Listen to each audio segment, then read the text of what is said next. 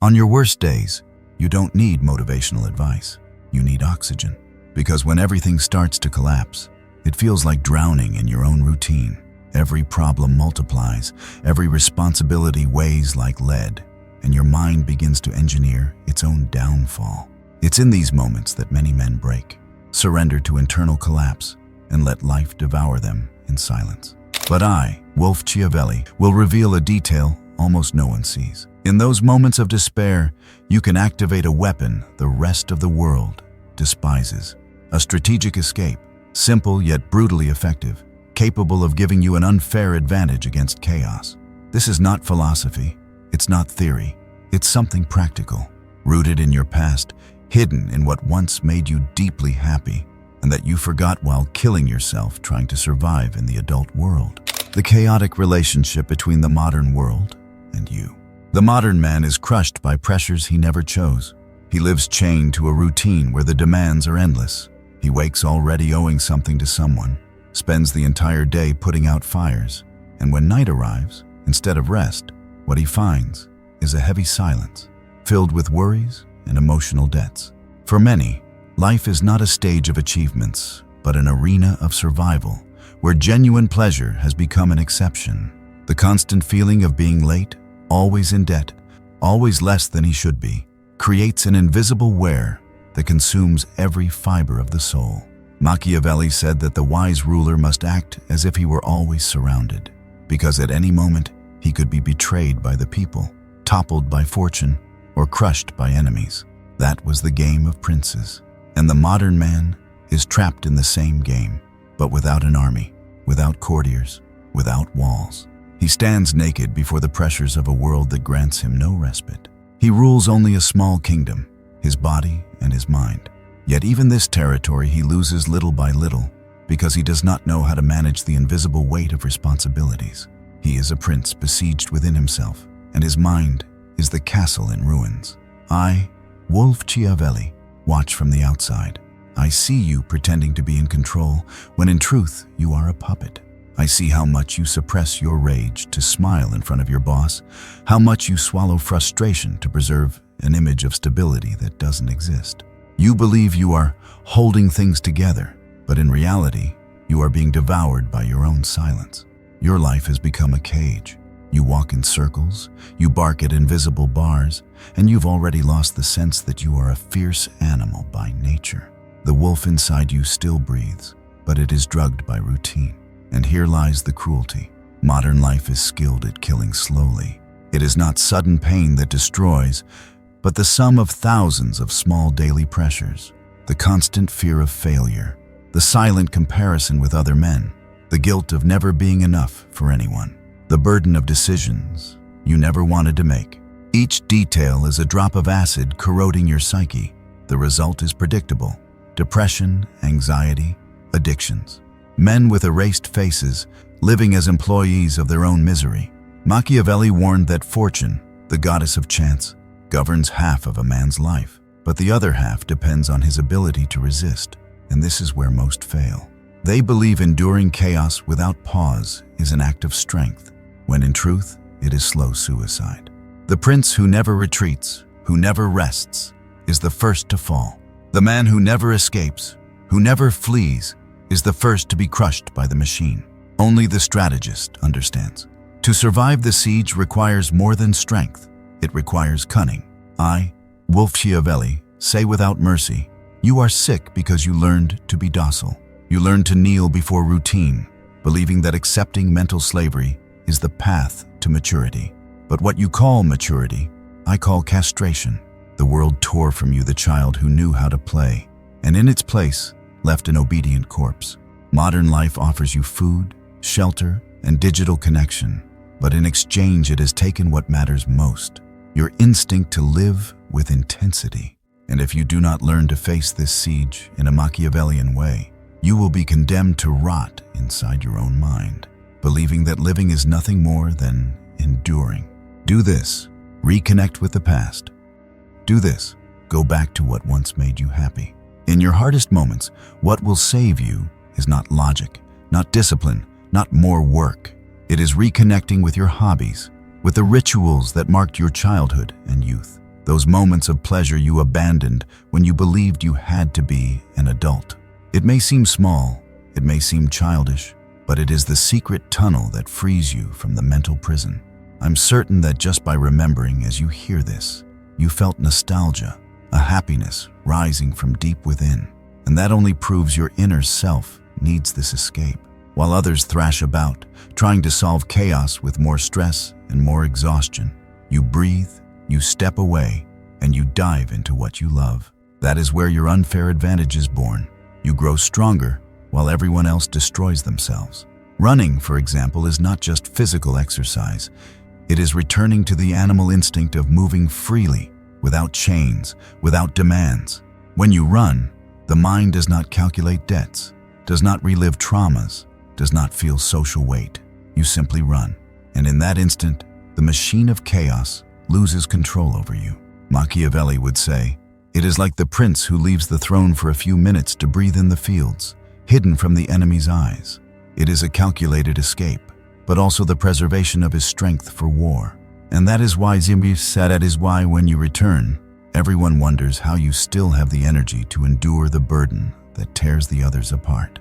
Playing soccer like you did as a child is not cheap nostalgia. It is reconnection with the archetype of the group, of pure competition, without status, without salaries.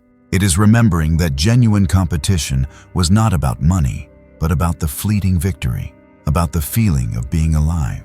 And I, Wolfchiavelli, say, in that moment, you rip apart the invisible chains of adult life.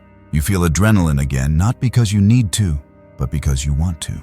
It is pleasure in its raw state, which the modern man represses and replaces with digital drugs. And here is the difference. While others need intoxicants to escape, you find strength in pure play. You gain an energy they cannot comprehend, and that is why it seems you live above the same weight that crushes them. Turning on the video game, then, is more than a waste of time. It is access to the symbolic world, to the imagination you abandoned in the name of productivity. It is psychoanalytic. When you play, you reactivate narratives of heroes, villains, battles that have always been in your unconscious. By holding a controller in your hands, you are not just playing. You are reconnecting with myth, with the fantasy that keeps your mind fertile. The man who forbids himself this becomes sterile of imagination, unable to dream, unable to create. You, on the other hand, keep your mind sharp, creative, rebellious, and that is an unfair advantage. While others limit themselves to the pragmatic suffering of real life, you drink from an inner world that keeps them blind and fragile. Drinking with true friends is more than fun. It is not about getting drunk until you lose consciousness. It is ritual. It is the tribal memory that, for a few hours, you can abandon the social masks and simply exist. The alcohol, the laughter, the long night, all of this is catharsis, a purging of the guilt you accumulate. Freud would say it is the unconscious escaping the prison of the superego. Machiavelli would say it is the prince securing loyalty among allies through shared wine. I say it is proof you are not dead yet, because you can still laugh even when the world weighs against you. This controlled lightness is a weapon, because when you return to the battlefield, your soul will be clean, while others carry heavy loads. And I, Wolfchiavelli, state without mercy. The man who abandons all this to be only disciplined and serious is a living corpse. He believes that being an adult means burying his inner child, when in reality that is psychic castration. He thinks he must endlessly chase money, offering excuses that his time has passed. But the man who reconnects with his pleasures is not weak. He is dangerous, because he rescues the primal energy the world tried to erase. He escapes for a few hours and returns colder, sharper, more calculating, more renewed. While everyone else sinks under the weight of routine, he reappears with the eyes of a wolf. That is the unfair advantage, fleeing into the happy past to dominate the chaotic present, and the reaction of others will always be the same. How does he manage to live in the midst of chaos while we are torn apart by it? Why this can change the way you see the chaos in your life. Psychoanalysis shows that every man carries within him a repressed child.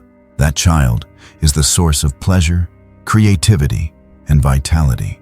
But the modern world forces men to suffocate it, convincing them that maturity means living only for duty and pressure. The result is predictable. Without access to that source, the man becomes sterile of desire. He survives, but he doesn't live. He works, but he doesn't feel. He smiles, but inside he rots. When you abandon the rituals that once connected you to pleasure, you kill the part of yourself that sustained the energy to face the world. Without noticing, you become a zombie. Machiavelli said that the prince who tries to face all problems at once ends up lost. Strategy lies in measuring, in retreating, in choosing the right moment to act.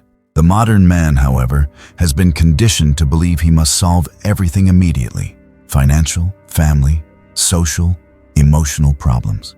He faces the entire siege at once, without pause, and destroys himself. The harsh truth is this: you are not defeated because the enemy is stronger, but because you never learn to retreat when you should have. The prince who never flees the battlefield is the first to be crushed.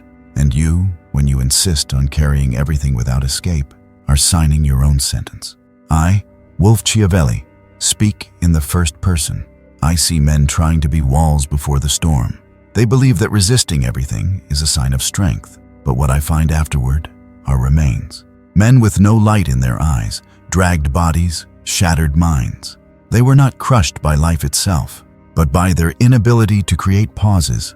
You don't need more strength. You need more coldness. You need the intelligence to escape for a few hours and breathe, so you can then return to war. Those who don't understand this die believing they were defeated by external forces, when in reality it was their own stupid pride that killed them. Freud would say that constant repression leads to symptoms, to collapse.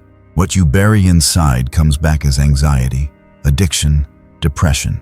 The man who represses all pleasures just to be disciplined doesn't become virtuous, he becomes sick. The body demands payment, the mind demands payment, and sooner or later collapse arrives. It is an inevitable law. Without a release valve, the pressure implodes from within. That is what silently destroys thousands of men, and that is what you must understand. Not as advice, but as diagnosis. And here is the truth most cannot bear to hear.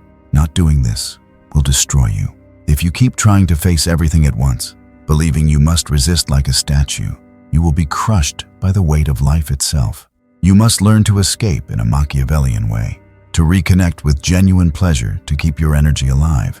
That is the difference between the man who survives and the man who ruins himself. Because while others tear themselves apart trying to solve the impossible, you withdraw for a few hours, strengthen yourself in silence, and return more dangerous than ever.